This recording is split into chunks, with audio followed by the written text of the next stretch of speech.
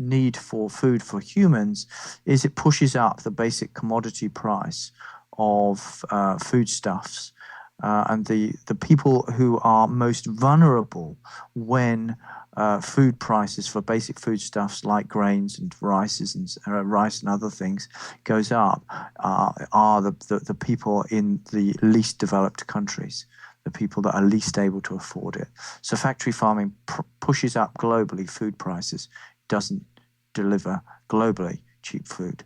What are your biggest obstacles that you've found in your calling for compassion in world farming?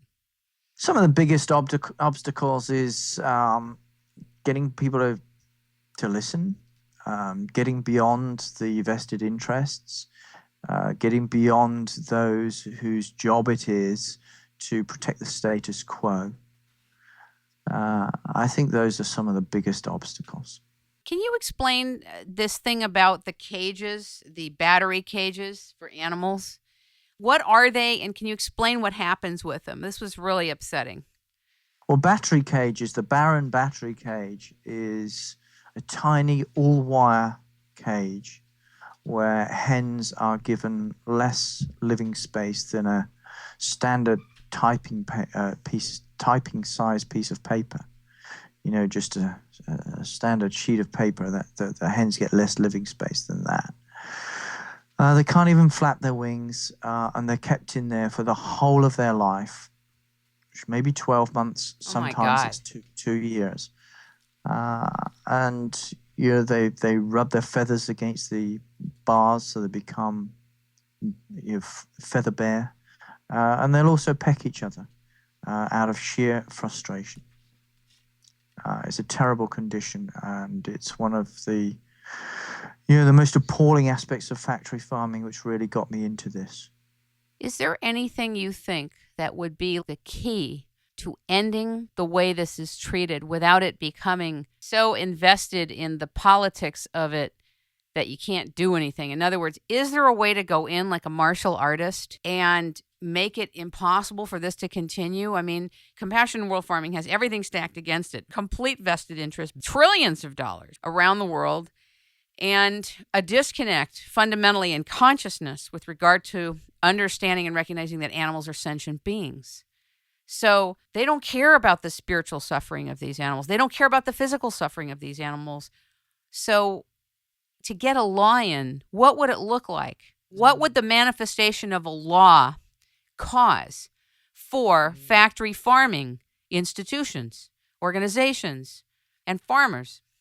Well, it's interesting that you mentioned martial artists there, Kim, because I think that we can use the judo principle, which is using the weight of others to leverage change for farm animals. And in the European Union, what we did in the 90s was we got a popular movement against factory farming, partly through getting exposés on TV, partly through consumer education, and building controversy. And we have got some good start point laws in Europe. For example, the horrific veal crate for calves, where the animals can't even turn around, has now been banned across the European Union. But is it enforced? Is the ban enforced? Because if it's not enforced, yes, you can ban it legally, but how? Yeah, you're absolutely right. I mean, it is enforced. Government inspectors need to look at this thing, and I can tell you that the UK banned veal crates since 1990, and they're gone. They're absolutely gone. Good on you. That's great. That's great. I wish we would follow suit. I really do. I really do. Well, I think it's beginning to come, but to continue that thesis, the European Union has also banned gestation crates for pregnant pigs from 2013. They're already gone in the UK. And the Baron battery cage, the tiniest, most barren cages, have been banned Europe-wide from 2012. So we're making some strides, not nearly enough, but we're making some strides. We also, in 97, got animals recognized as sentient beings in law.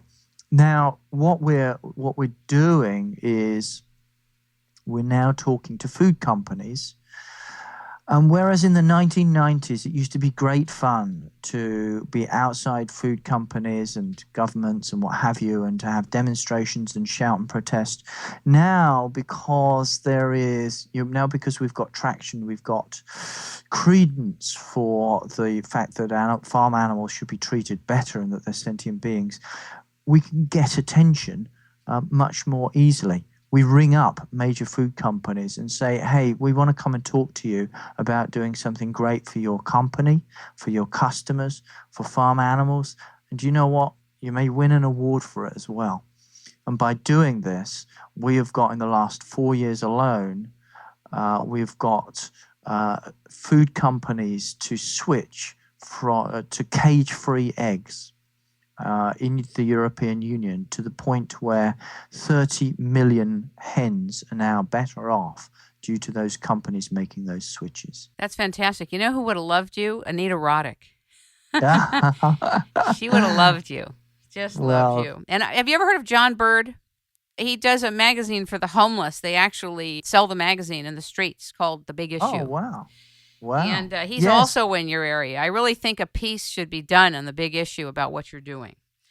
I want to bring an example to you of something in the car industry. There was a gentleman I met a year and a half ago who was helping Toyota and a few other manufacturers bring in the hydrogen car. And they're testing and working on it. They actually have it developed. It's all ready. And they're waiting on governments to create infrastructure for plugging in. And I said to them, why are you waiting on government? Start building your infrastructure. Begin. Put strategic infrastructure in. Get the public to buy in on it if that's what you want to do, and go. Do not wait on the governments for this. In terms of factory farming, a factory farming organization is doing things in a particular way with a particular consciousness, and probably has a big concern about shifting, probably largely due to money as the main consideration. How would you set up, if you could, let's say you had $1 billion, what would you set up to show these factory farmers that it could be done differently? What would you do? Well, I think, to be honest, I'm not sure that I would set up a specific infrastructure, because the answers to tomorrow are with us today. There are some great, more humane farms out there, and there are companies that are now buying into this thing. I think what I would do with that money is I would invest in people to go out and talk to the companies, to the governments, and say, hey, there is a better way. Here is the economic analysis. We can take you to some pioneer farms that are genuine, working, operating farms that are already making this happen. We can take you to companies that are already seeing the benefit to their customer base, to their bottom line through taking these strides. Come with me. I will show you. We're doing this with a much smaller budget than the one you suggested, Kim. I no doubt. We're doing this in the European Union. We're doing this particularly in France, in Italy, in Germany, in the UK. The French are really into good food, though. So I would imagine they would be open to this, because they really care about good food and taking care of themselves and eating fresh everything. And I don't know how the farmers are there, or the dairymen, but I'm wondering what your take on it is. Yeah, well, I think you're right. They can be they can be persuaded on the good food argument, and I think this is part of it. That you and I, Kim, to us, the animal sentience, the animal cruelty is the big issue, and it's where we start and finish. Certainly, that's my take on it. But what I truly believe is that I want more and more people, more and more organizations, more and more companies to take up the solution, take up the cause against factory farming, if you like, on whatever terms works for them. So if they're looking at it from a good food point of view, they're looking at it from a public health point of view or an environmental point of view, that is great. They don't need to front load, if you like. I hear you. The first and foremost thing is the animal welfare. I understand. I totally understand. Although I'm sure that you and I both wish that was understood clearly from the beginning. But I totally Yeah. understand what you're saying. It's like the spokes on a wheel. They don't have to go to the spoke to the left, but they can take the one to the right and to the right of that and to the right of that and to the left of that. Exactly. And if they